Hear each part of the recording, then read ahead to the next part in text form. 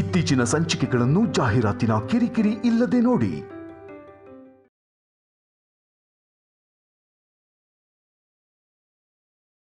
ಎಲ್ಲರ ದೃಷ್ಟಿಲಿ ಶ್ಯಾಮನ್ನ ಕೆಟ್ಟವಳಾಗಿ ಮಾಡಬೇಕು ಅಂತ ಅತ್ತಿಗೆ ತುಂಬಾ ಕೆಟ್ಟ ಕೆಲಸ ಮಾಡಿದ್ದಾರೆ.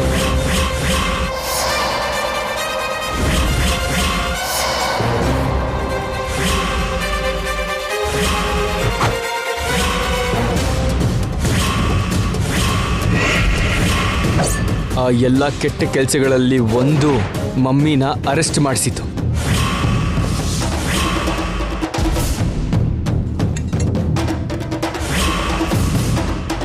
ಐಶ್ವರ್ಯ ಅಕ್ಕ ಇಷ್ಟೆಲ್ಲ ಮಾಡಿದ್ರು ಅವಳು ಈ ಮನೆ ಸೊಸೆ ಅಂತ, ನನಗೆ ನನ್ನ ಅಕ್ಕ ಅಂತ ಇಷ್ಟು ದಿನ ನಾನು ಸುಮ್ಮನೆ ಇದ್ದೆ.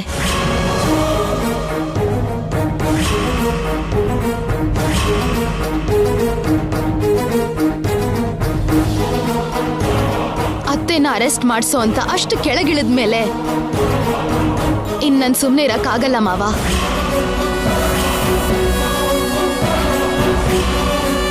ಏನ್ರಿ, ಈ ಮನೆ ಎರಡನೇ ಸೊಸೆ ಎಂತ ತಪ್ಪು ಮಾಡಿದಾಳೆ ಅಂತ ನೋಡಿದ್ರಲ್ಲ?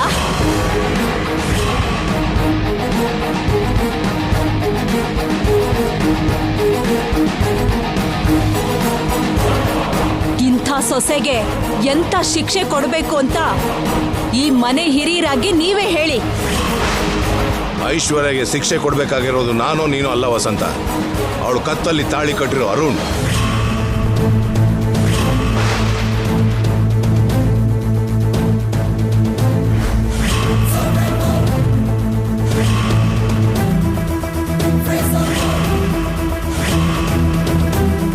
ಅವನ್ ಹೆಂಡತಿ ಮಾಡಿರೋ ತಪ್ಪಿಗೆ ಅವನು ಏನೇ ಶಿಕ್ಷೆ ವಿಧಿಸಿದ್ರು ನಾನು ಅಡ್ಡ ಬರಲ್ಲ. ಕೇಳಿಸ್ಕೊಂಡ್ಯಾ ಅರುಣ್? ನಿಮ್ ಡ್ಯಾಡಿ ಏನ್ ಹೇಳಿದ್ರು ಕೇಳಿದ್ಯಾ?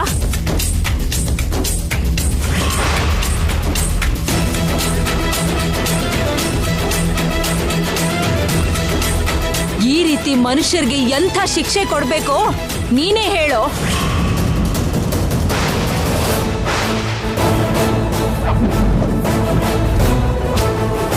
ಇವಳು ಯಾವ ಥರ ಶಿಕ್ಷೆ ಕೊಡ್ತೀನಿ ಅಂತ ಹೇಳೋದಿಲ್ಲ, ಹೇಳ್ಬಾರ್ದು ಕೂಡ.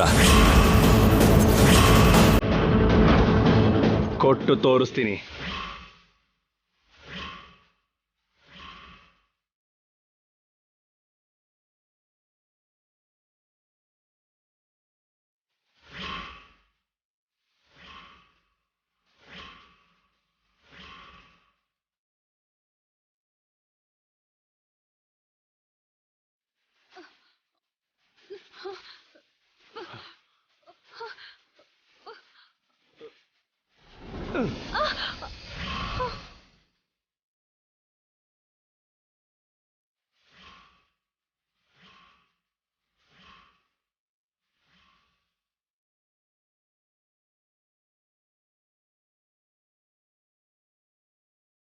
ಮತ್ತೆ ಈ ಮನೆಗೆ ಕಾಲಿಡೋ ಅರ್ಹತೆ ಕೂಡ ನಿನಗಿಲ್ಲ.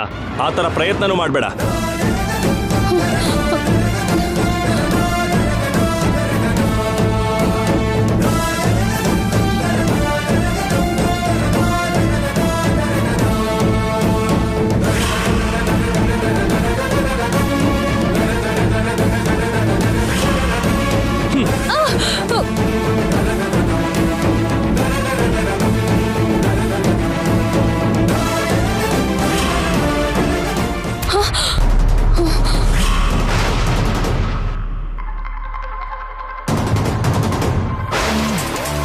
ಏನು ಬೆಚ್ಚಬಿದ್ದೆ? ನೀನ್ ಮಾಡಿರೋ ನಿಜ ಎಲ್ಲ ಹೊರಗ್ ಬಂದ್ರೆ ಏನಾಗುತ್ತೋ ಅಂತ ಕನ್ಸ್ಕಂಡ್ಯಾ?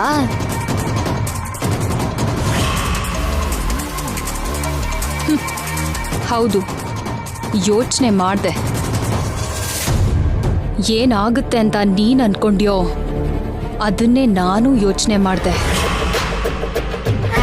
ಆದ್ರೆ ನೀನ್ ಅನ್ಕೊಂಡಿರೋ ಹಾಗೆ ನಾನ್ ಯೋಚನೆ ಮಾಡಿರೋದು ನಿಜ ಏನಲ್ಲ.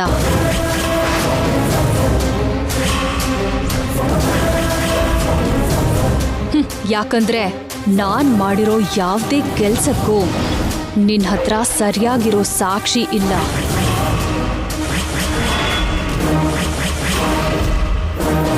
ನನ್ ಮೇಲಿರೋ ಕೋಪಕ್ಕೆ ನೀನೇ ನನ್ ಮೇಲೆ ಆರೋಪ ಮಾಡ್ತಿದ್ಯಾ ಅಂತ ನಾನು ರಿವರ್ಸ್ ಡ್ರಾಮಾ ಆಡ್ತೀನಿ.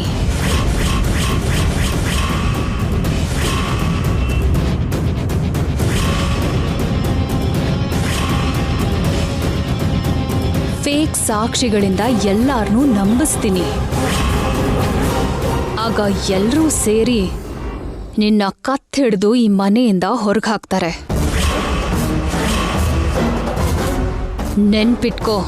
ಹೀಗ್ ಹೆದರ್ಸಿ ನಿನ್ ನಿಜ ಸ್ವರೂಪ ಮತ್ತೆ ಮಾಡಿರೋದೆಲ್ಲ ಅತ್ತೆ ಹತ್ರ ಹೇಳಲ್ಲ ಅನ್ಕೊಂಡಿದ್ಯಾ? ನಿನ್ ತಪ್ಪು ಎಲ್ರಿಗೂ ಹೇಳ್ಬೇಕು ಅಂತ ನಾನು ಫಿಕ್ಸ್ ಆಗಿದ್ದೀನಿ. ಇನ್ ಯಾವ್ದಕ್ಕೂ ನನ್ ಭಯ ಪಡಲ್ಲ, ಹೇಳೇ ಹೇಳ್ತೀನಿ. ಹಾಗಾದ್ರೆ ತಡ ಯಾಕೆ? ಹೋಗು, ಈಗ್ಲೇ ಹೇಳು. ಅತ್ತೆಯವರೇ, ನೀವ್ ಅರೆಸ್ಟ್ ಆಗೋದಕ್ಕೆ ಕಾರಣ ಐಶ್ವರ್ಯ ಅಕ್ಕನೇ ಅಂತ ಹೇಳು. ಆ ರೌಡಿಗೆ ಐಶ್ವರ್ಯ ಅಕ್ಕ ಫೋನ್ ಮಾಡಿದ್ಲು, ಆ ಫೋನ್ ಕಾಲಲ್ಲಿ ನಾನೇ ಮಾತಾಡ್ದೆ ಅಂತಾನು ಹೇಳು.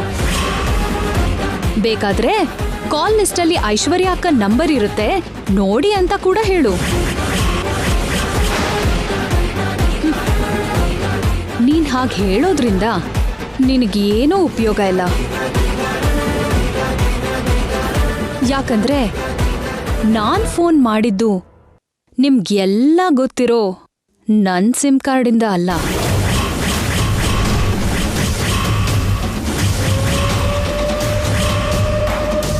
ಈ ರೀತಿ ಕೆಲ್ಸಕ್ಕೆ ಬಳಸ್ಕೊಳಕ್ಕೆ ಅಂತಾನೆ ನಾನು ಬೇರೆಯವ್ರ ಹೆಸರಲ್ಲಿ ತಗೊಂಡಿರೋ ಬೇರೆ ಸಿಮ್ಮಿಂದ ಫೋನ್ ಮಾಡಿದ್ದು.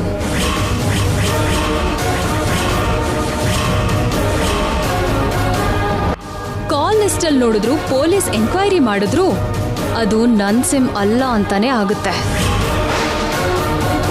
ಯಾವುದೋ ಹಳ್ಳಿ ಮೂಲೆಯಲ್ಲಿ ಹುಟ್ಟು ಬೆಳ್ದಿರೋ ಹಳ್ಳಿ ಗಮಾರು ನೀನು. ಆದ್ರೆ ನಾನು ಸಿಟಿಲೇ ಹುಟ್ಟು ಬೆಳ್ದಿರೋ ಇಂಟೆಲಿಜೆಂಟ್ ಹುಡುಗಿ.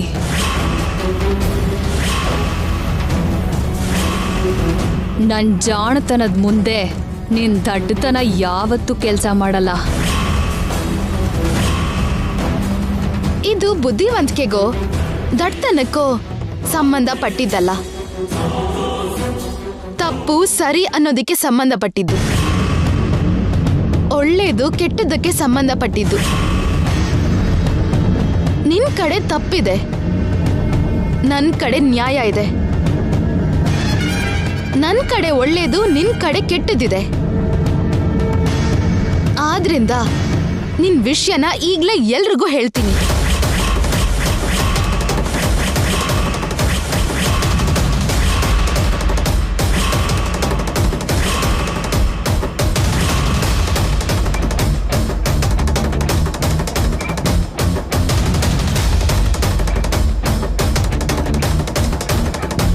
ಇವಳನ್ನ ಇಷ್ಟು ಹೆದರ್ಸಿದ್ರು ಕೂಡ ಹೇಳ್ತೀನಿ ಅಂತಾನೆ ಅಂತಿದ್ದಾಳಲ್ಲ. ಆವೇಶದಲ್ಲಿ ಹೀಗೆ ಹೇಳ್ತಿದ್ದಾಳೆ ಅಷ್ಟೆ. ಆಮೇಲೆ ಯೋಚನೆ ಮಾಡಿ ಸುಮ್ಮನಾಗ್ತಾಳೆ. ಒಂದು ವೇಳೆ ಇವಳು ಹೇಳಿದ್ರು ಅವ್ರಿಗೆಲ್ಲ ಏನು ಉತ್ತರ ಕೊಡಬೇಕು ಅಂತ ಯೋಚನೆ ಮಾಡಬೇಕು. S,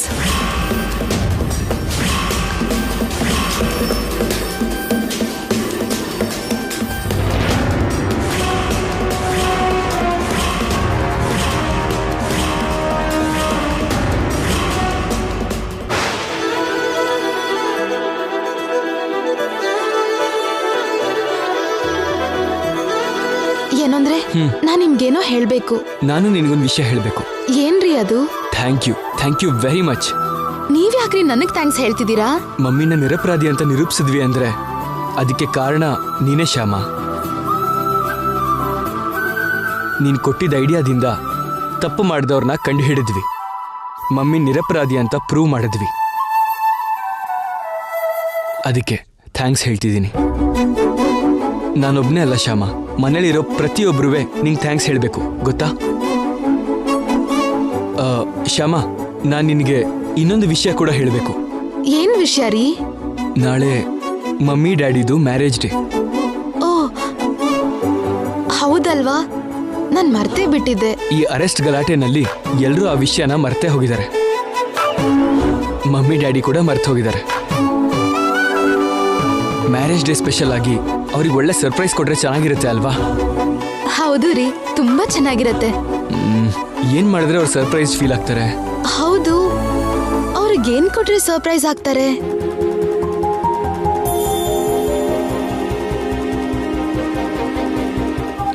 idea.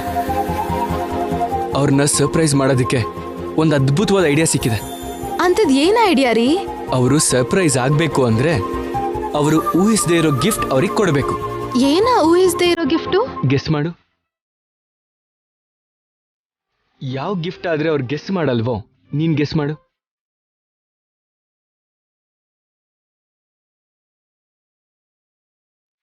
ನನ್ಗೇನು ತೋಚ್ತಾನೆ ಇಲ್ಲ ರೀ. ಚಿಕ್ಕ ಕ್ಲೂ ಏನಾದ್ರೂ ಕೊಡಿ. ಕ್ಲೂನಾ? ಓಕೆ. ಆ ಗಿಫ್ಟನ್ನ ನಮ್ಮಿಬ್ಬರನ್ನ ಬಿಟ್ರೆ ಇನ್ಯಾರೂ ಅವ್ರಿಗೆ ಕೊಡಕ್ಕಾಗಲ್ಲ. ಅದೇ ಕ್ಲೂ. ನಮ್ಮಿಬ್ರನ್ ಬಿಟ್ಟು ಇನ್ಯಾರು ಕೊಡಲ್ವಾ?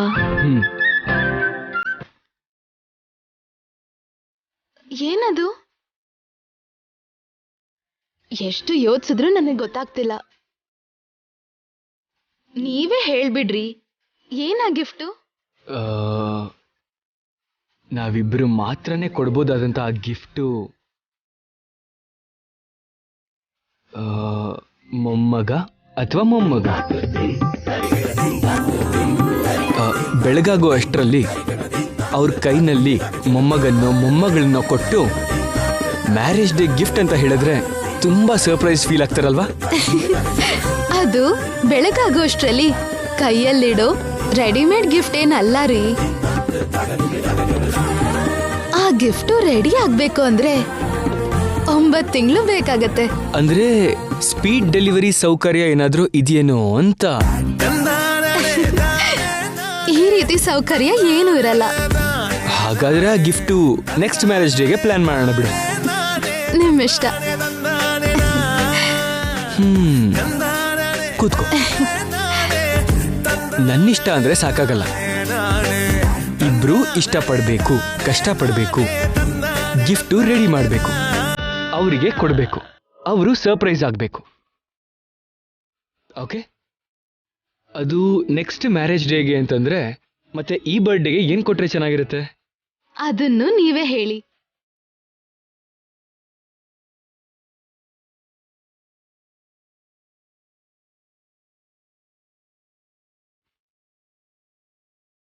ಅವ್ರನ್ನ ಸರ್ಪ್ರೈಸ್ ಮಾಡಬೇಕು ಅಂದ್ರೆ ಒಂದೇ ದಾರಿ.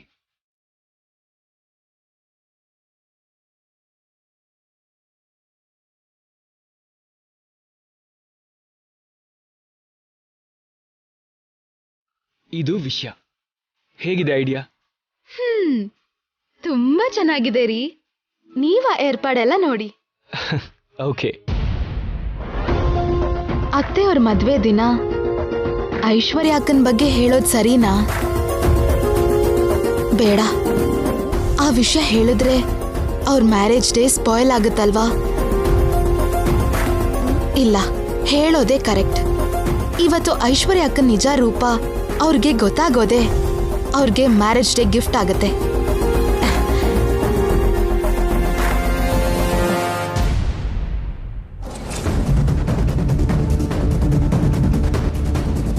ಅತ್ತೆ, ಅತ್ತೆ,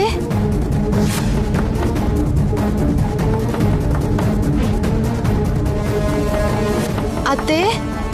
ಏನು ಶ್ಯಾಮ ಇಷ್ಟೊತ್ತಲ್ಲಿ ಬಾಗಲ್ ಬಡಿತಿದ್ದಾಳೆ? ನೋಡೋಣ ನಡಿ.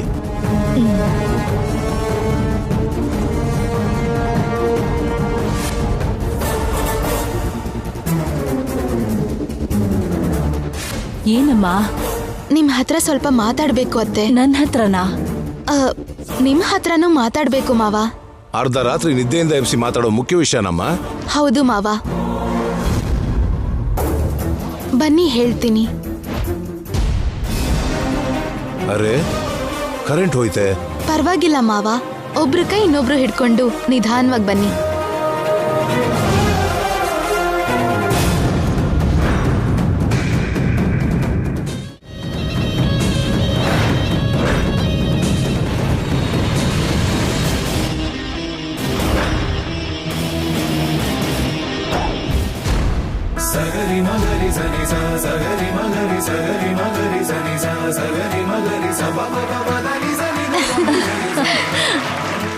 Happy wedding anniversary. Thank you thank you thank you very much.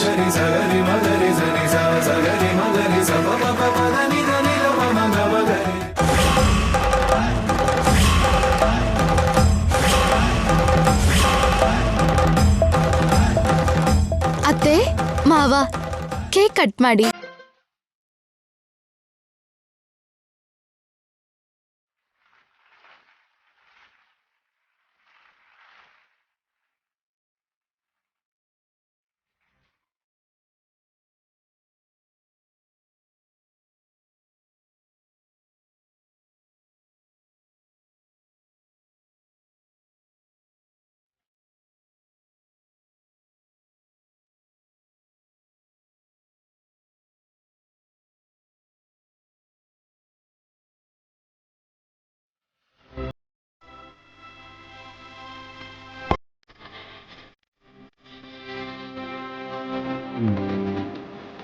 ದೀರ್ಘ ಸುಮಂಗಲಿ ಭವ, ದೀರ್ಘಾಯುಷ್ಮಾನ್ ಭವ.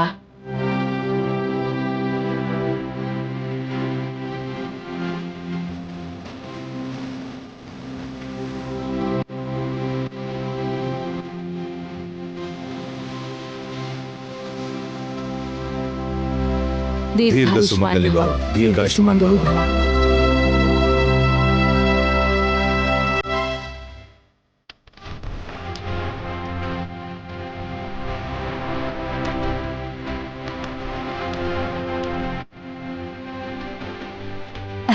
ದೀರ್ಘ ಸುಮಂಗಲಿ ಭವ, ದೀರ್ಘ ಸುಮಂಗಲಿ ಭವ.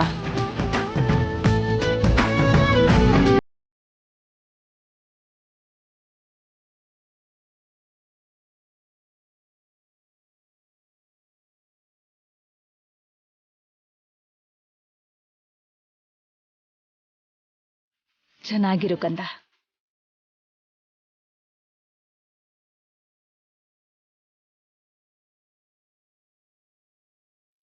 ಅದ್ ಸರಿ, ಯಾರ್ದು ಈ ಸರ್ಪ್ರೈಸ್ ಪ್ಲಾನಿಂಗು? ಅಖಿಲ್ ಸರ್ದೆ. ಅನ್ಕೊಂಡೆ ನೀನೇ ಪ್ಲಾನ್ ಮಾಡಿರ್ತೀಯ ಅಂತ ಅನ್ಕೊಂಡೆ.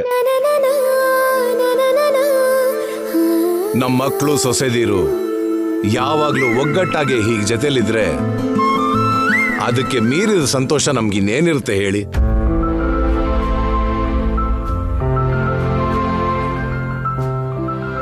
ಹೌದಪ್ಪ, ನೀವ್ ಅಣ್ಣ ತಮ್ಮಂದ್ರು ಎಷ್ಟು ಪ್ರೀತಿಯಿಂದ ಒಟ್ಟಾಗಿದ್ದೀರೋ ನಿಮ್ ಹೆಂಡ್ತೀರ್ ಕೂಡ ಅಷ್ಟೇ ಪ್ರೀತಿಯಿಂದ ಇರ್ಬೇಕು.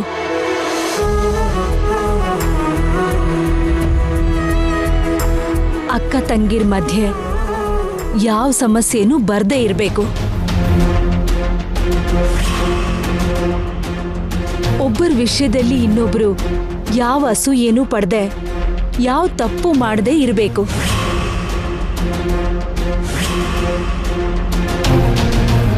ಒಂದು ಮಾತಲ್ಲಿ ಹೇಳ್ಬೇಕು ಅಂದ್ರೆ ನೀವೆಲ್ಲ ಸೊಸೆರು ಅಕ್ಕ ತಂಗಿರ ಹಾಗೆ ಒಟ್ಟಾಗಿರ್ಬೇಕು. ಸರಿ ಅತ್ತೆ, ನಾವು ಅಕ್ಕ ತಂಗಿರ ಹಾಗೆ ಒಟ್ಟಾಗಿರ್ತೀವಿ. ಒಟ್ಟಿಗೆ ಇರ್ತೀವಿ ಅಂದ್ರೆ ಏನಕ್ಕ? ಆಲ್ರೆಡಿ ನಾವು ಹಾಗೆ ಒಟ್ಟಿಗೆ ಇದೀವಲ್ಲ. ನೀನಂದ್ರೆ ನನಗೆ ಸ್ವಂತ ಅಕ್ಕನ ಸಮಾನ, ಶ್ಯಾಮ ಅಂದ್ರೆ ನನಗೆ ಸ್ವಂತ ತಂಗಿ ಸಮಾನ.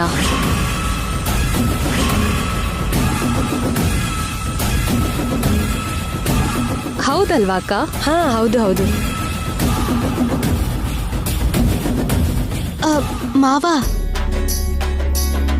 ನಾಳೆ ಬೆಳಿಗ್ಗೆ ನಾವೆಲ್ಲರೂ ಮಲ್ಲಿಕಾರ್ಜುನ್ ಸ್ವಾಮಿ ದೇವಸ್ಥಾನಕ್ಕೆ ಹೋಗ್ಬೇಕು. ನಾವ ಕೇಸಿಂದ ಹೊರಗೆ ಬಂದ್ರೆ ಅಭಿಷೇಕ ಮಾಡಿಸ್ತೀನಿ ಅಂತ ಹರಕೆ ಹೊತ್ತಿದ್ದೆ. ನಾಳೆನೇ ಹೋಗಿ ಆ ಹರಕೆ ತೀರಿಸ್ಬೇಕು. ಆಗ್ಲಮ್ಮ, ಎಲ್ರೂ ಒಟ್ಟಿಗೆ ಹೋಗೋಣ. ಎಲ್ರೂ ಹೋಗ್ಬೇಕಂದ್ರೆ ಕಷ್ಟ ಡ್ಯಾಡಿ. ನಾಳೆ ಅರುಣ್ಗೂ ನನಗೂ ಮೀಟಿಂಗ್ ಇದೆಯಲ್ವಾ, ಅದಕ್ಕೆ ಬರೋದಕ್ಕಾಗಲ್ಲ. ಹೌದಲ್ವಾ? ಓಕೆ, ನಾವೇ ಹೋಗಿ ಬರ್ತೀವಿ. ಅಲ್ಲಮ್ಮ, ಮಲ್ಲಿಕಾರ್ಜುನ ಸ್ವಾಮಿ ದೇವಸ್ಥಾನದ ಪಕ್ಕ ಬೆಟ್ಟದ ಮೇಲೆ ವೆಂಕಟೇಶ್ವರ ಸ್ವಾಮಿ ದೇವಸ್ಥಾನ ಇರ್ಬೇಕಲ್ಲ, ಹೋಗಿ ದರ್ಶನ ಮಾಡಿ ಬಂದ್ರೆ ಒಳ್ಳೇದು ಅಂತಾರಲ್ಲ. ಹೌದು ಮಾವ, ತುಂಬಾ ಒಳ್ಳೇದು ಅಂತಾರೆ. ಒಳ್ಳೇದಾದ್ರೂ ಸರಿ, ನೀವು ಮಾತ್ರ ಬೆಟ್ಟ ಹತ್ತಿ ಹೋಗೋಕ್ಕೆ ನಾನ್ ಮಾತ್ರ ಒಪ್ಪಲ್ಲ. ನಿಮ್ ಆರೋಗ್ಯ ಹೀಗಿರುವಾಗ ನೀವು ಬೆಟ್ಟ ಗುಡ್ಡ ಹತ್ಬಾರ್ದು ಅಂತ ಡಾಕ್ಟ್ರೇ ಹೇಳಿದಾರಲ್ಲ. ನೀವು ಸ್ವಲ್ಪ ದೂರ ನಡೀತಿದ್ದ ಹಾಗೆ ನೀವು ಸುಸ್ತಾಗ್ಬಿಡ್ತೀರಾ. ಹಾಗೇನಾದ್ರೂ ಸುಸ್ತಾದ್ರೆ ಬೆಟ್ಟ ಹತ್ತೋದು ನಿಲ್ಸ್ತೀನಿ ಬಿಡು.